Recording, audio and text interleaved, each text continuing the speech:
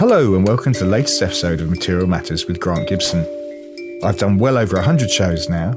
However, for listeners who might be new to all this, the idea is that I speak to a designer, maker, artist or architect about a material or technique with which they're intrinsically linked and discover how it changed their lives and careers.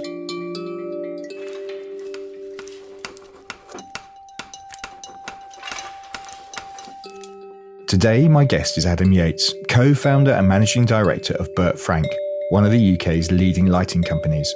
Yeats started the brand with designer Robbie Llewellyn in 2013. Since then, it has gone from strength to strength, opening a showroom in London's Clerkenwell in 2019, exhibiting at home and abroad, and winning the Elle Decoration British Design Award for Lighting in 2016. The company was also the headline sponsor for last year's Material Matters Fair.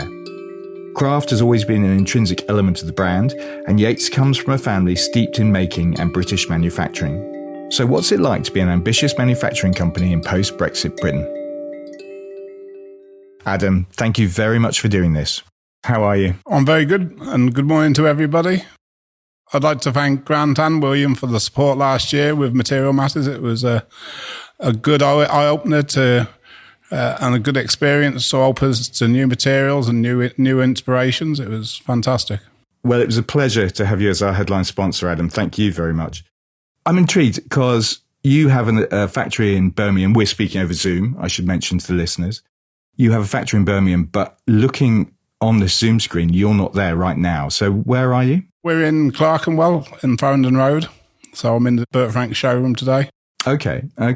So let's cheat. On this podcast, I like guests to kind of paint a picture of their workplace. Maybe you can describe your factory, where it is and what it looks like. We've got a factory pretty much in the city centre. It's an area called Newtown. It's most probably a 1950s building. It was a church at one time and it's been converted into a warehouse. So we've got about 30,000 square foot. Wow. Most probably 40 employees. It's quite a big open space. A lot of machines, a lot of noise. It's not quite Dickensian, but yeah, it feels like it sometimes, especially when you come to the showroom and you have to go back to the factory. It's a different feel. A lot of smells, a lot of evocative emotions for me. I've been in my father's factory when I was 6. Right. So I'd go in on a Saturday morning, have a bacon sandwich and walk around with my father. So it's changed a lot and we're hoping to move forward as well. We're in the middle of a acquisition for another building to bring us into the modern day age. Okay. All right. Well, we're going to unpick some of that, I think, as we go through the interview. But am I right in thinking you live next door to the factory as well? Yeah, I do. Yeah. Time is very precious to me. I was born and raised in Shropshire, right, which is most probably 45 miles away. And on a bad day on the M6, it could be 3 hours to work and 3 hours back. So time is pretty important to me. I don't tend to travel too far. No, well, obviously. I mean, you're never away from work. My day starts at 5. Right. So it's usually jump in the shower at 5, in work for 5:30. I'm very fortunate. My wife tolerates me. If I'm working late and she brings tea down at 7 o'clock, we usually sit, have a drink, have some eat, and I can go back at it. Wow. Your day starts at 5 and then you finish your day when? Whenever. There isn't a typical day for me. And because of the work and home situation, it's very easy for me to hide away in the factory and do stuff. So it's pretty demanding. I mean, we've got a lot going on. We're doing a lot of new prototyping. So that's a one-off thing, is something that has to be done out of working hours to a certain extent because of the production is quite valuable to us and we can't stop factories just to make a one-off. And if you're in at 5, what time is your first employee in, I wonder? Me and the office manager normally sit down 5:30 with a pot of coffee and chat through things till about 5:45, and then we start getting the factory alive for 7 o'clock when everybody turns up. We've got some very dedicated people. I mean, poor girl, she travels 9 miles and it takes her 30 minutes on a bad day. But she's there at 5 o'clock, 5:15 every morning, ready to have a discussion. So it's pretty good.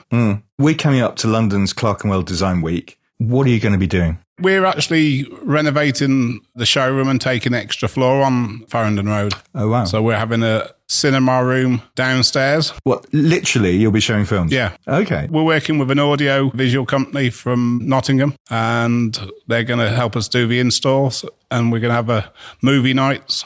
We're redecorating the ground floor so it's a lot more user-friendly for people. So we're really trying to put different categories of products using the different materials into different places. So if they wanted an alabaster product, all the alabaster products are in one place. If they wanted a bronze product, then all the products are in there. So it's a little bit simpler for the clients to come and see what they want, because some people, they come with strong ideas of what they want. And obviously, alabaster at the moment is quite fashionable. Yeah. At the moment, it's a bit mixed up.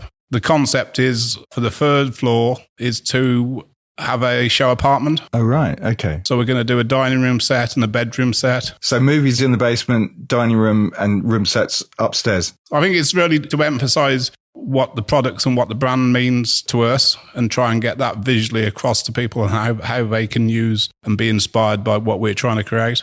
Interesting. So tell me, Bert Frank was founded in 2013. So you're, 11 years old, with your then business partner, Robbie Llewellyn. How did the pair of you meet originally? Robbie was working for another lighting company, and we worked closely on the St Pancras Hotel. And as a manufacturer, it's always been difficult for us, as you might appreciate, that manufacturing has definitely shrunk since the heydays of the 70s and 80s. And I felt as a manufacturer, we needed to find the product.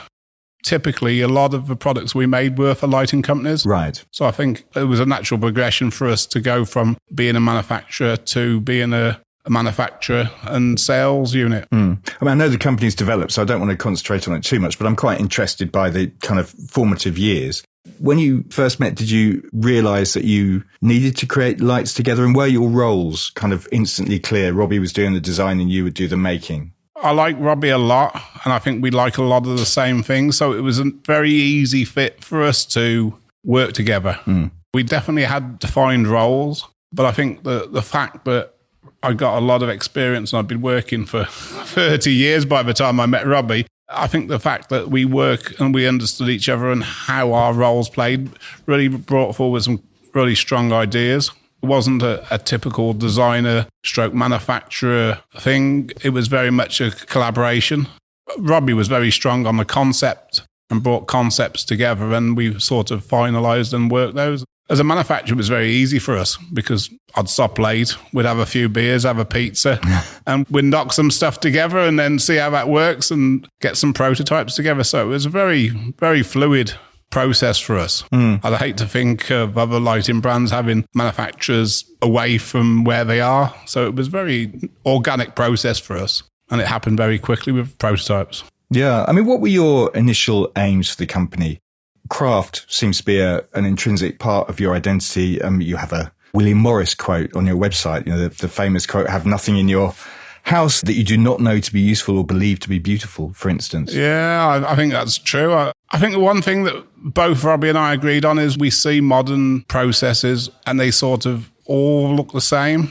And what I wanted to do was really try and go back to historically, how would people have made lights in the 40s, the 30s, and use those techniques and try and reinvigorate those to bring in something new. I think there's definitely a lot of reluctance for people to be honest about how the products are made, and I'm very proud of the fact that our products are very honest. They're made in the UK.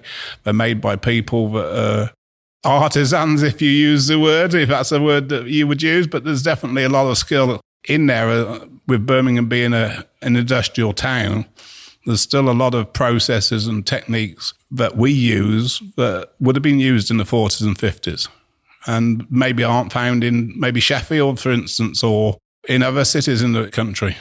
I mean, Stoke-on-Trent is typical for that, isn't it? It's very much a pottery thing because the skills and the products that are available there. And I think Birmingham, as a metal working company and city, it's quite valuable for us. Yeah. I mean, you already had the factory, as you said, which was what R&E Presswork, I think I'm right in saying, which was a family firm. So presumably you were tooled up and ready to go. Was there a substantial initial investment? My father retired 28 years ago. Okay. And I think he saw the writing on the wall. And I think he tried before to make products that were going to be saleable. And I think that's a very important step for R&E to recognise that we were good at certain things. I think we've most probably invested £4 million in the last 12 years, 15 years on new machines and obviously processes that have really been able to produce the work we do. We were very fortunate at the time in the late 80s that a company called Lucas was a very high-end, world-leading product. And we used to get apprenticeships from that company that had great manual dexterity and skill. That business failed and we found it very difficult to find that skill level. So there is an element of using technology to be able to carry on making the products. Not necessarily to skill it, but we've transferred that skill level from a manual process to a sort of CAD-CAM system. So we've developed different skill sets to make the same sort of product. Yeah, interesting. You've alluded to it a little bit, but how the company and the brand has changed in those 11 years. Maybe we can talk about numbers of staff initially. Yeah, how many you had when you launched and how many you have now? So Bert Frank originally started with Robbie and myself. For the first 18 months, it was very comfortable. It was very enjoyable. It was definitely a less stress-free time at that. The expectations was just to have some fun and to make what we thought were nice, beautiful lights. Yeah. And then we had some office administration come in and try and develop the network of retailers and try and help that. And over the years, we've most probably started as me and Robbie, and we're now 8 people. And we've also got the facility in Birmingham, which is another 40 people. Right. Which we've separated the work, the concept and design is done in London. And then the CAD and the back end processes are made up in Birmingham. Right. And the kind of Art Deco aesthetic, how did that develop? I think that came from what Robbie and I liked. A mid-century look was something that we've both felt very comfortable with. I mean, we always talk about the Chrysler building. And we went to see the Chrysler building. We're very fortunate to go and see that. And I think that was that really strong identity that we had. I mean, there are other tastes and other influences that come into our lights, but definitely that was one of the feelings that we were very happy with, that Art Deco 20s, 30s, 40s look. And when I think of Bert Frank and materials, I tend to think of brass. Yeah. Why did you alight upon that particular metal for many, not all, but many of your pieces? I think it gives a very, very nice warm feel. Other materials, chrome and steel and mild steel, I don't think they have that quality when it comes out in its natural state. Where with brass, even, and we're playing around with different nuances with finishing, with bronze and with antique brass and satin brass. I think it's giving that same feel, but in a new way. And it's that warmth you get from brass. It's aluminium. It's a little bit cold for me. Is it easy to work? Because obviously you work with different metals. Are there different qualities that you look for in those materials? If we're looking for a structural property, we're looking at a steel or a stainless steel. They're machinable, but they take a different skill set. There's different tools. There's different tips for the tools that we have to use. The one big thing with steel and aluminium is the swarf, which tends to get wrapped around things and quite dangerous sometimes, whereas brass tends to chip very easily. Right. So you get small pieces, where with steel and stainless, you tend to get longer strings of swarf. Swarf, for the listeners who won't know. Swarf is a remnant of what you've machined. So you start off maybe with a solid block and you profile the shape and then you get little chips or strings created as swarf. Yeah. Were you always going to go into metalwork and engineering? I mean, you talked earlier about being 6 years old and eating a bacon sandwich on a Saturday morning. Did you explore other options? Were other options open to you? It's not my first choice. I think... Oh, interesting. Okay. I was studying for my A-levels and I wanted to get a place in Plymouth to do marine biology, believe it or not. Oh, wow. And what happened? I think maybe I wasn't strong enough at the time, a little bit naive about the world, how the world was. And I felt not pushed into it, but I was drawn into that environment. I don't regret it. I'm trying to change how I am. And in the context of working as a manufacturer and as part of Bert Frank, I think I'm trying to create something that can help, if it makes sense. I think it's very important in these days that we're considerate of the world, and obviously we're looking at how those materials have an impact on the world. I mean, part of my thing with marine biology was Jacques Cousteau. I don't know if you remember him. Yeah. I wanted to make a difference to the world, and I think... whilst I couldn't do that for reasons outside of this conversation, I think it's very important we consider who we are and how our impact is on the world. And I think that's very relevant in these days, isn't it? Absolutely. When you were learning, you obviously didn't do marine biology, but you were drawn into the family business. Were you on the factory floor every day learning every machine? I mean, how were you taught? Oh, I had all the bad jobs. That was... Well, that's what I'm really intrigued by. What was your first job on the factory floor? Sweeping. Right. Sweeping. I started my working career at an early age chopping wood and selling it to a garage to buy petrol at the weekend. And then I went into pottery. So there's a local pottery company that used to do slip casting and pot making. Okay, so what age were you when you were in the pottery then? Round about 17 and a half, I started to work on a Saturday. Okay. Then I worked with my father for most probably 3 years. Then I went into a big refrigerator condenser factory in Telford. And then my father asked me to come back, and I said, well, I want to do something more than what I was doing before. Right. So I did my degree in mechanical and production engineering on a day release, and then slowly worked to the situation where my dad felt there was too many alpha males in the business. And I think he was the same. He started work at 14, and I think he was just very tired. The business was changing, late 80s, early 90s, and he wasn't prepared to make the sacrifice, time and financial to move forward with the business. I think he stepped aside and he went sailing. Right. So it wasn't like a seamless, at the age of 16, you just joined the family business and work your way through it. You went to other places and learnt other skills and looked at other ways of doing things, presumably. Yeah, very much so, yeah. Yeah, I mean, it was a very good process to work for the refrigerator company in Telford. It was a multinational company. They had a different viewpoint on the processes and how they manufacture things. It was just a very good experience for me to learn that. Obviously, having experience in different techniques has helped the business develop, I believe. Mm. Robbie left the brand or the company in 2022. And how did that change Bert Frank? Has it changed Bert Frank? Rob is still part of the business. Right, okay. He works on key projects for us, but I felt the business needed a change, and we brought in a creative director to help us reimagine what Bert Frank can be in the context of it. I feel a lot of the products were hamstrung with that identity, and we're trying to make this better and quality lights, but in a different way, more of an international product. I do feel that our products sold very well with certain clients, and we're trying to open the Bert Frank experience into different products to bring new clients in. One of the many reasons I was interested in talking to you, Adam, is about manufacturing in Britain.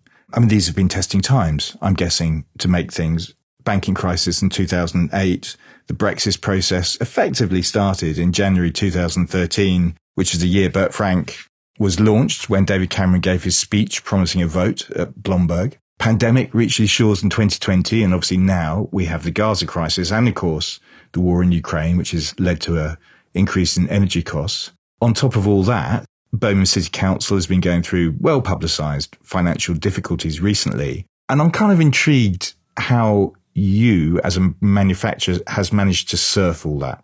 There's a quote, and it's a Costner film. Build it and they'll come. And Field of Dreams, you're talking now. Yeah, Field of Dreams, yeah. I do believe financial rewards are quite important. I mean, I'm planning my succession and my retirement over the next 5 to 10 years. I'm not here to make money out of this. I'm here to build something that's going to last and be a legacy for me and for my children to be proud of what I've done. Money is very important, but during the difficult times, when you have good times, you take the rewards, and when there's bad times, you have to sacrifice. And I think that's part of being a director is very important. 2008 was probably the most challenging time for us. It was a very traumatic thing. We were in a very fortunate position where we had the appetite to actually absorb companies into our processes, which helped us. We bought 2 companies that were very similar to us, but in different fields. So we brought those businesses into the group, which helped us survive, really. What did they bring, Adam? Different capacities. So there was a lot more work that wasn't lighting orientated. We brought in some MOD work. Right. And some different level of work. So the order book we brought in really got us through those 2-3 years in 2008, 2009, 2010. It was something we did. And I think if we look at R&E Presswork, it isn't an entity in one degree. It's most probably 5 or 6 different disciplines.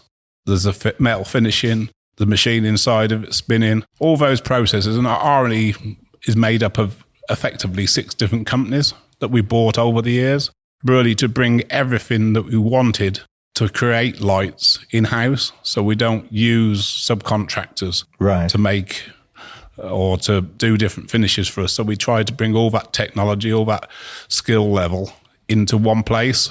And I think that gives us a unique opportunity to be able to be reactive to customers' desires and obviously short time lead times, which is important to customers. I hope you're enjoying the show. This is just to let you know that the Material Matters Fair returns to Barge House, Oxo Tower Wharf this September from the 18th to 21st. We've signed up an array of fascinating exhibitors already, including Biotech's Future, a project on future fibres led by Adidas and RWTH Aachen University. Hydro will be there with its Circal 100R aluminium pieces made entirely from recycled post-consumer scrap. And AHEC will be showing its latest experiments with American maple. We're also working with leading architect T.P. Bennett and the furniture practice on a special project that looks at the material stories of our leading furniture manufacturers. But there are still some spaces remaining. Keen to exhibit? Do drop me a line at hello@materialmatters.design. That's hello@materialmatters.design. Also, if your brand is looking to reach the design world, there are a plethora of sponsorship opportunities. My partner William Knight and I would be delighted to hear from you. Tell me about Brexit. Has that affected the business? Because it's quite interesting. There are figures that suggest that the nation's manufacturing base has stood up pretty well. I mean, gross value added, a measure of output per manufacturing employee, rose by 37.3% between 2007 and 2021, against an average of 12.1% against Britain's peers, if you like. Has Brexit affected you directly? I think it affected everybody in the initial stages. I'm not a political agenda here, but I don't think we were told the full ramifications of what Brexit would do to this country. I think if we'd have done, we'd have a different decision. It was very challenging times. And I think even now we're facing the fallout from Brexit, especially trying to sell into Europe. Duties and taxes are being applied to our products, which is challenging. How do you get around that? Well, we're actually in the process of setting our own factory up, a stroke warehouse in Belgium. Okay. Most companies use a third party, but we've decided that we're going to have an assembly stroke warehouse unit in Belgium so we can react quicker to our European colleagues. So when you say assembly, you're not going to be manufacturing pieces there. They're going to be assembled. Not on the same scale as we do in Birmingham by Shore. There's a lot of processes which will be very difficult and expensive to recreate in Belgium. They have a different environment viewpoint and health and safety viewpoint, which maybe doesn't really gel with what we do. But we're just trying to explore what that is, and we're looking at potentially products that aren't available in the UK that are sold in Europe. Why Belgium, Adam? I like Ghent. I think fair enough. yeah, I've got some friends. It's about trust for me, and if I was going to do it, I had to have someone invested in it. I have some friends that are 20 years are helping me with this process, so it was important. It's also a very good location. It's in between Amsterdam, which is a major design-led country. You've got Paris, Antwerp, Brussels. It's all within really 2 hours. And what we're trying to do is create not only an assembly warehouse facility, but also a touch point. So someone from Paris could quite easily go from Paris to Lille and within 3 hours actually see our products. Where the reluctance is, especially with flights these days, the Eurostar is very good, but with flights, it's very difficult because you're always 2 hours before you fly, an hour and a half fly, and then it's the customs. So we're trying to invest in that European market by doing our own installation, really. Yeah, and that is a direct response to Brexit. This wouldn't have happened had Brexit not happened. No, it wouldn't. No, I think we invariably would have opened a showroom in a European city, which would be something different. But I think this is just how we maneuver through the regulations and the tax implications of supply in Europe, which is a little bit easier, especially with components. It's easier. Well, I was going to ask about some of your materials, because obviously you use quite a lot of alabaster in some of your products, and that's presumably coming from Europe. Has that become more difficult to import? That's actually a very good process. The supplier we use is very good.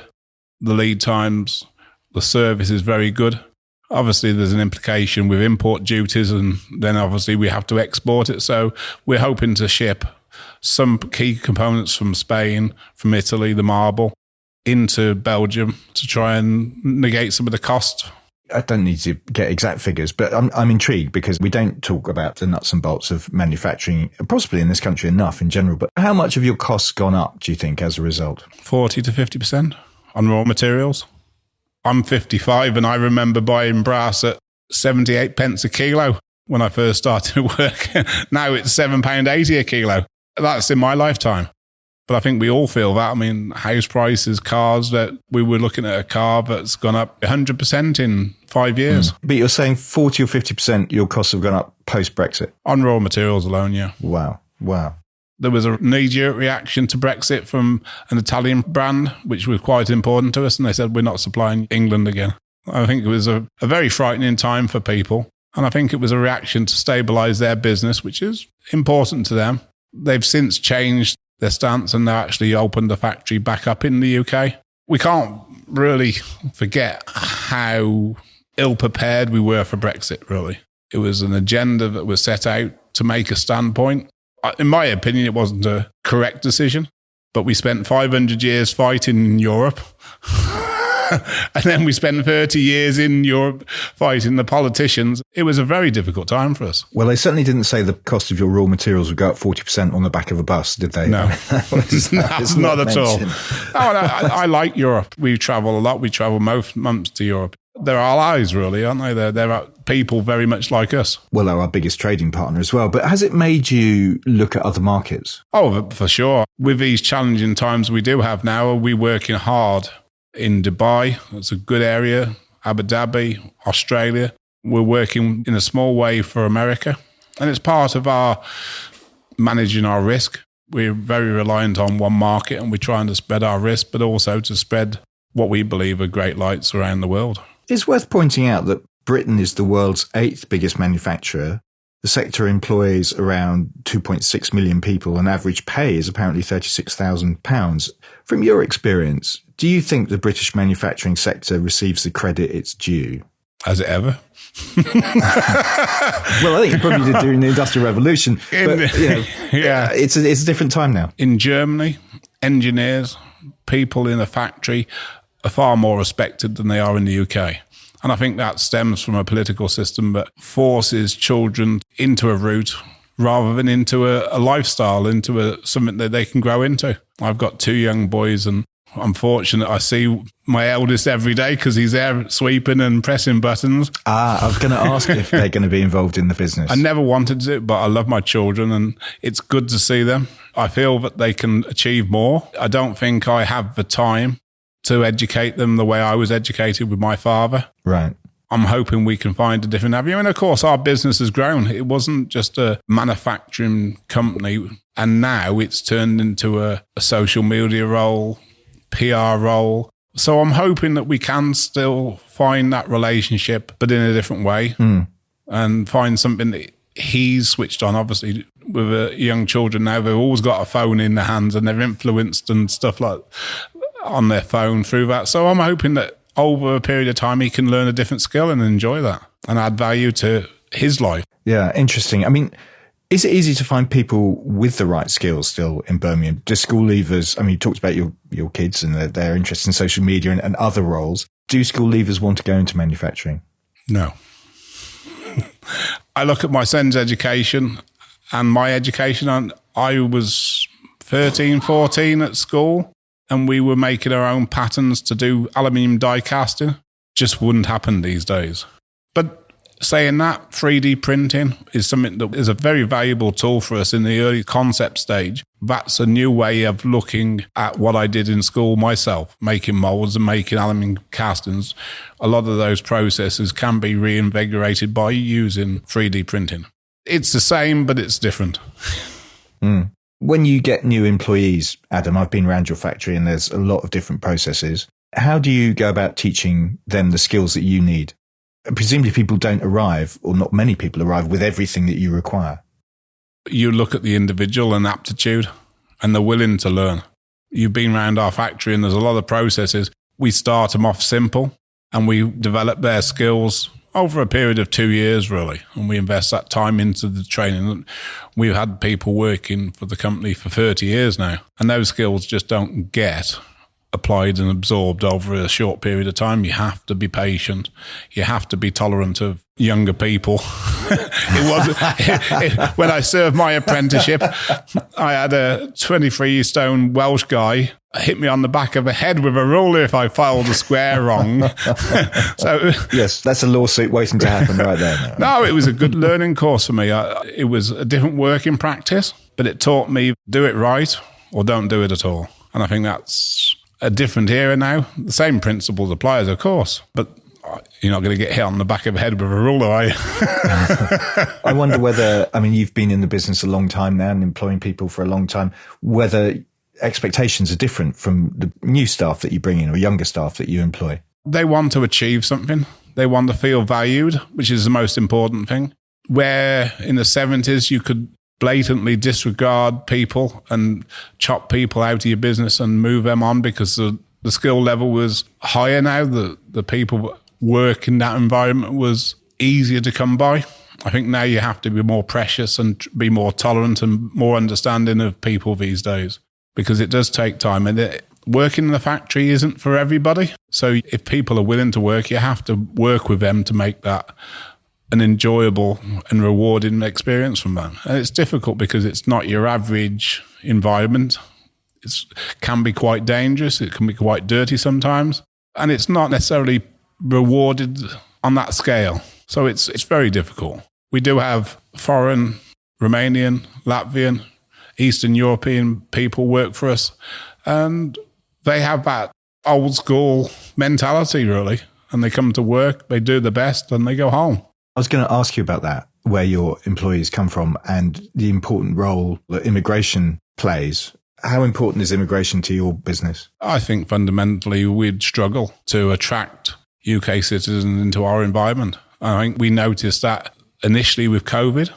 A lot of people were being furloughed and they thought, okay, well, I'm not going to get paid or I'm going to get paid and I'll go home and relax and I'll be with the people that love me and I'll feel safe there. So that has changed, and there is a lot more good influences that people from abroad bring into us, not only language, but culture and attitude towards what we do and the respect that we want. I'm going to stick on the manufacturing side for a while because I find it really intriguing. The nation, Britain, has had 6 different industrial strategies in the past decade. Currently, there isn't one. The Industrial Strategy Council, which brought policymakers and company bosses together, was axed in 2021. Do you think British companies would benefit from receiving a lead from government? Is this the kind of thing that bothers you on a day-to-day basis? 100%. I'm very proud to be English. One of my people that I feel is important in who I am is Brunel. And I think Brunel would struggle in these day and ages. I think whilst the government most probably didn't play a big role in his success, I think as a small business, it's very difficult for us to be inspired to open new channels without help from the government. And they do work hard, but we're a very small team on the scale of industry. We're 50 people. And I'm sure they do help with JCB and bigger brands. But for us, it's all about what we want to do.